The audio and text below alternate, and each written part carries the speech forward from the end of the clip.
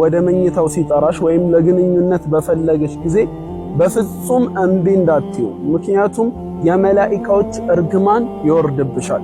ነቢያችን ሰለላሁ ዐለይሂ ወሰለም እንዲህ ይላሉ፣ ኢዛ ደዓ ረጁሉ ምርአተሁ ኢላ ፍራሽሂ፣ ባል ሚስቱን ወደ መኝታው የጠራት ጊዜ ወይም ለግንኙነት በፈለጋት ጊዜ ፈአበት እምቢ ካለች፣ ፈባተ ገድባነ ዐለይሃ፣ ከዛ ባል ተቆጥቶ ካደረ፣ ለዐነትሀል መላኢከቱ ሐታ ቱስቢ፣ የሰማይ መላኢካዎች እስክታነጋ ድረስ እየረገሟት ያድራሉ። እርግማን ማለት አላህ ከራህመቱ ያርቅሽ እያሉ ዱዓ እያደረጉብሽ እየረገሙሽ ያድራሉ። ሳያምሽ ወይ ሌሎች ምክንያቶች ሳይኖርሽ ባልሽ ጠርቶሽ እምቢ ካልሽ የመላኢካዎች እርግማን በሙሉ ይወርድብሻል። ስለዚህ ጥንቃቄ አድርጊ።